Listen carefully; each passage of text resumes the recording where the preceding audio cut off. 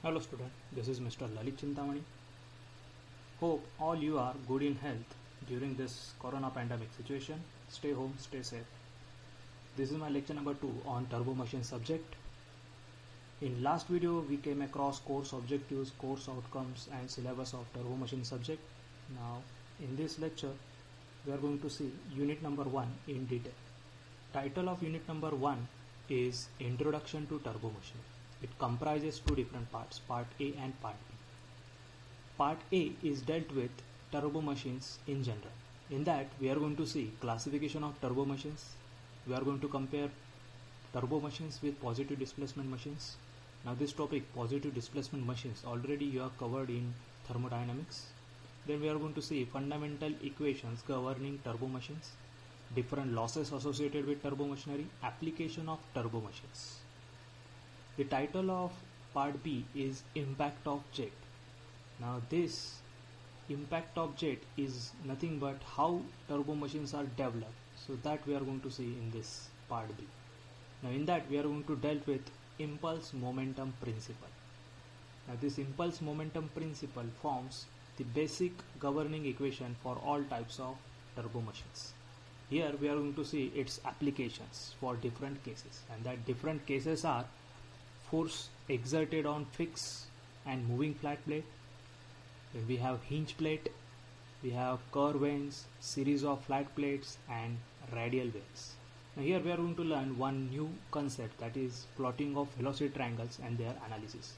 Now this velocity triangles are so much important to analyze any turbo machines. Then we have work done equations and vane efficiency.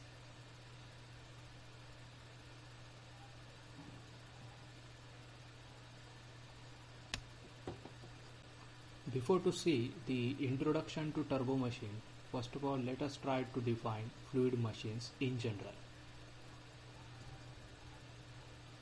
Fluid machine is, fluid machines and turbo machines, both words have different meaning.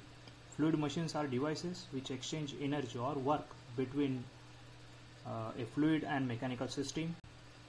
So fluid machines are those devices that are used to either move the fluid or extract energy from moving fluid. So broadly speaking, fluid machines are divided into two groups: positive displacement machines and turbo machines. So positive displacement machines and turbo machines, they are collectively called as fluid machines. Now let us see the difference between positive displacement machine and turbo machines. Now these positive displacement machines, they are the devices in which we have confined volume. Now these devices force the fluid in that confined volume. So obviously it has maximum and minimum volume. So fluid moves from maximum to minimum or vice versa. Now this positive displacement machine creates thermodynamic and mechanical action. They operate at low speed.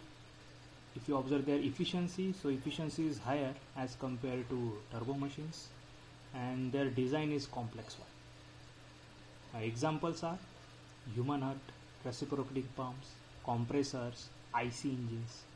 So all these are called as positive displacement machines. Now next we have turbo machines. Now turbo machines are those devices in which energy is transferred either to or from a continuously flowing fluid by the dynamic action of one or moving blade rows. So in turbo machine, energy transfer takes place. So we have fluid and rotor.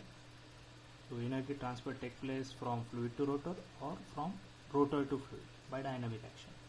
So examples are turbines, centrifugal pumps, ceiling fans. As compared with this positive displacement machine, turbo machines create thermodynamic and dynamic actions. They operate at high rotational speed. Their efficiency is normally less. They are simple in design. So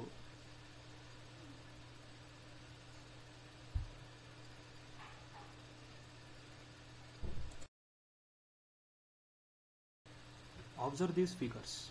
We have reciprocating pump, human heart, pressure gauge. These are positive displacement devices because here we have confined volume and fluid get forcefully travel through these devices and losses of transmission are negligible. So that's why they are positive displacement. So likewise we have windmill and ceiling fan. Here fluid is continuously in flowing condition over these devices. Here in case of windmill turbine, energy transfer take place from flowing air to blades of windmill, and in case of ceiling fan, energy transfer take place from blades of fan to surrounding fluid.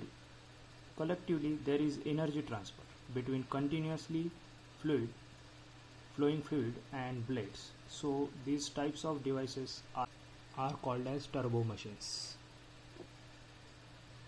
Now let's see the turbo machine introduction in detail. Any turbo machine comprises a rotating wheel. So that rotating wheel is also called as rotor in case of water turbine. Also it is called as runner or it is called as impeller.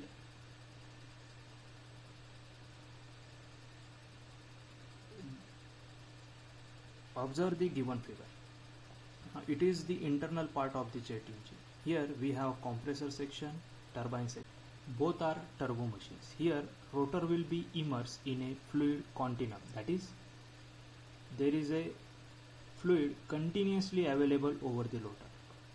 The fluid medium may be gas, it may be steam, it may be water, or it may be air. So energy transfer takes place either from rotor to fluid or from fluid to rotor. The word turbo or turbines is a Latin origin and it implies that which spins or whirls around. So turbo machine is a rotary machine, involves energy transfer. It uses the dynamic action of rotor or impeller or runner. There is a continuous force developed, so it creates dynamic action. So it changes the energy level of continuously flowing fluid through the rotor. So observe one dimensional view. It is a cut section of centrifugal pump. We have shaft in red color. Over that we have impeller. It is fixed within casing. So continuously fluid is available surrounding to the impeller. Some more examples we have for turbo machines. Now in orange color we have one dimensional view of Pelton wheel, water turbine. In blue color we have reaction water turbine. Now at left corner we have cut section for jet engine. All these are the types of turbo. In actual practice, the size of any turbo machine, it varies from small to very large. Here in this figure we have image of steam turbine rotor. This is sectional one dimensional view of steam turbine. So here we have rotor, rotor shaft, rotor blades, stator blade. Now all these are confined within the casing. Now only understand that in turbo machine we have fluid and rotor. The detailed study of each turbo machine we are going to see in preceding lectures. Now let's discuss the parts of turbo machine. The principal components of turbo machines are, so first one is rotating element or rotor blade. It is also called as vane, impeller blades. Now they are generally operating in a stream of fluid. Next element is stationary element or stationary blades. The purpose of these stationary blades is to guide the fluid in proper direction for efficient energy conversion process. Now next element is shaft. Now this either gives input power or takes output power from fluid under dynamic conditions and runs at required speed. Next element is housing. To keep various rotating, stationary, other passages safely under dynamic conditions of flowing fluid, we require housing. For For detail, observe the previous slides. These turbo machines, they are broadly categorized into two types. So one is power producing and second one is power absorbing. Now in case of power producing turbo machines, energy transfer takes place from fluid to rotor. So remember this word. Energy transfer takes place from fluid to rotor. A fluid with high energy imparted over rotor. So through that work is obtained. So that's why these machines are called as power producing machines. The example for power producing machines are nothing but the all types of turbines. Now in case of power absorbing machines, energy transfer takes place from rotor or impeller to fluid. Now here case is reverse. That means here energy transfer takes place from rotor to fluid.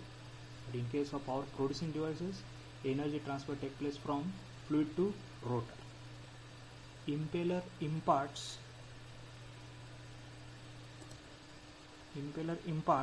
external work to low energy fluid and converted it to high energy fluid. So example is centrifugal pump. Also we have power absorbing devices and power producing devices. Now in case of power absorbing devices, again we have two classes: uncased power absorbing devices and cased power absorbing devices. Now in case of uncased power absorbing devices, the type of device is axial flow propeller. In case of cased power absorbing devices, we have axial power absorbing devices, radial power absorbing devices, mixed type of power absorbing devices. Now in case of power producing devices, again we have two classes: impulse power producing devices and reaction power producing devices. And we have their subclasses also. See the examples of power absorbing turbo machines. So they are fans, blowers, compressor, pumps. In case of power producing turbo machines, we have example gas turbines, steam turbines, hydraulic turbines, wind turbines. So we are going to see all these in detail in preceding chapters. So basically two types of turbo machines are there: power producing and power absorbing. Now let's see the classification of turbo machines. Now first category is based on energy transfer. So if energy transfer takes place from fluid to rotor, then these machines are called as power producing machines. For example, turbines. And if energy given by the rotor to the fluid, then they are called as the power absorbing machines. Examples are pumps, blowers and compressors. And second class is based on fluid flowing in the turbo machines. So fluid may be water, it may be air, steam, hot gas, or it may be liquid like petrol. So all these are called as the working medium. So accordingly we have different types of turbo machines. Now next class is based on direction of flow through the impeller or vanes or blades with reference to the axis of the shaft. Now first one is axial flow. So we have axial pump, compressor or turbine. So how fluid is going to flow through the turbo machines? So in that, on the basis of that, we have these classes. So suppose fluid is flowing axially with respect to the axis of shaft, then it is called as axial flow. Then we have mixed type turbo machines, then we have radial flow type turbo machines, also we have tangential flow type turbo machines. So we have examples also for that. The next class is based on condition of fluid in turbo machine. So for that we have impulse turbine. That means by observing pressure of the fluid, whether it is constant or variable, so we have impulse type and reaction type turbo machines. So respective examples are Pelton wheel water turbine and Francis reaction water turbine. Next class is based on position of rotating shaft. So how rotating shaft is disposed, on the basis of that we have horizontal shaft turbo machines, vertical shaft turbo machines and inclined shaft turbo machines. So the examples for that are, for horizontal shaft we have steam turbines, for vertical shaft we have Kaplan water turbine, and for inclined shaft we have modern bulb micro. In various power plants you will find the application of turbo machines. So power plant may be hydroelectric power plant, nuclear power plant, gas power plants. So there you will find the application of turbo machine. Now just go through these slides, you will find the of turbo machines. In marine engineering also you will find the application of turbo machines. In case of vehicles also you will find the application of turbo machines. So we have turbocharger, supercharger, pumps, air compressor, fans. So now let's talk about losses of turbo machines. The losses are internal losses, external losses. Also we have frictional and other losses. Now let us see internal losses. Now losses which take place in the inner passage of the machine and directly connected with rotor or flow of the medium and which are adding heat to the flow medium are called as internal losses. Now these internal losses of the machine occurring in the casing and impeller are referred to as hydraulic losses. Due to the inner losses, the total energy exchange between the rotor and the flow medium is altered. The losses can be specific energy losses or volume or mass flow losses. Now external losses. Losses which appear outside of the inner passage of the casing and which do not transfer the generated heat directly into the medium. In case of internal losses, energy get added into the working medium.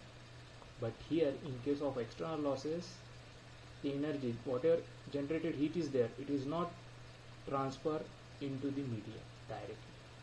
So all external losses due to friction in the bearing, sealing and due to fluid friction at the outside rotating surface of the machine can be counted together as a power losses. So these are the external losses. These external losses also include losses from auxiliary equipments like oil pump, bearing lubrication, speed regulators. Now let us see frictional losses, frictional and other losses. The effect of these losses is to reduce the stagnation pressure and increase the entropy. It reduces the net work output in a power generating machine and increases net work input in a power absorbing. Other losses are disk friction loss and hydraulic loss. These hydraulic losses consist of leakage loss, mechanical loss,